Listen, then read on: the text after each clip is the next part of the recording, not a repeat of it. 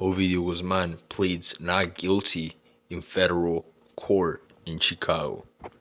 Shortly before 1 p.m. local time, Ovidio Guzman was transferred from the Metropolitan Correctional Center to the Northern District Court of Illinois to attend the first appearance of his criminal trial in USA versus Guzman Lovera at El 09 CR 383.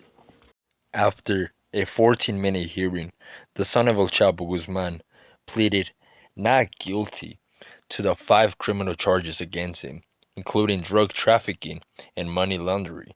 The guidelines for the media and public for this hearing, and possibly the remainder of his trial, were published. Recording, streaming, broadcasting, and photographing is prohibited inside the courtroom. As you can see, the picture I have in your screen are the rules for the Ovidio versus the USA case. The U.S. Judge Sharon Johnson Coleman, who also presided over the extradition request hearings earlier this year, read out the crimes that the Northern District of Illinois has charged them with: possession of drugs with the intention of distributing them, participation in an ongoing criminal enterprise, conspiracy to import, manufacture, and distribute controlled substances, conspiracy to launder money, and possession of firearms. Ovidio Guzman declared himself not guilty on each charge. El Raton was presented before the judge with shackles on his ankles and the usual orange prisoner outfit. He nervously answered only a few questions from the judge with the help of an interpreter. Ovidio Guzman stated that he suffers from anxiety and depression, and that he has recently undergone stomach surgery, which is why he's undergoing medical treatment. Ovidio Guzman's next hearing is on November 17, 2023, in the same court. According to statements by his lawyer, he will not face any of the 6 charges that were brought against him in New York at the moment until the case that is currently against him in Illinois concludes. His lawyer, Jeffrey Lichman, assured that Ovidio does not plan to cooperate with the authorities and go against his brothers. He has no plans to cooperate against his brothers. We are going to review the case and decide what we are going to do, said Lichman. Jeffrey Lichman is the same lawyer that represented El Chapo's wife, Emma Coronel.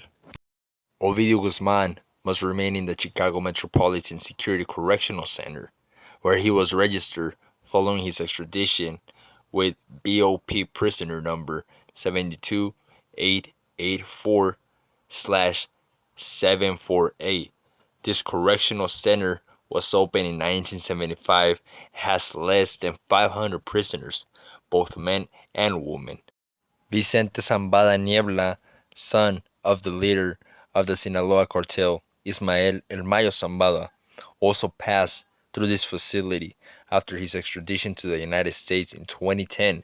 During this stay at the MCC in Chicago, Vicentillo was prohibited from using the rooftop patio where prisoners exercise for fear that he would escape via helicopter.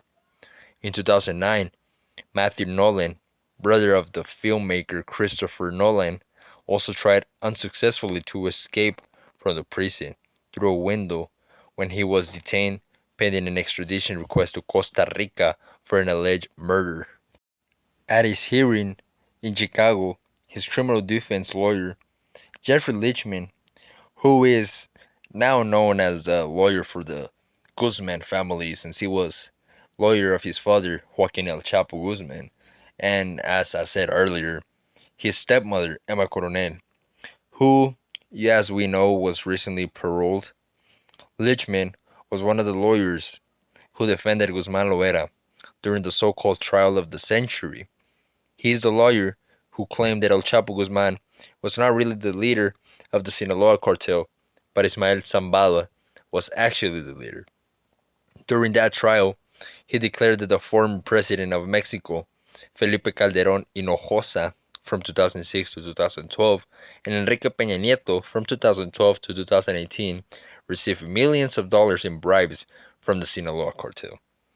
Guzman Loera ended up being sentenced to life, as we know, and will probably die there.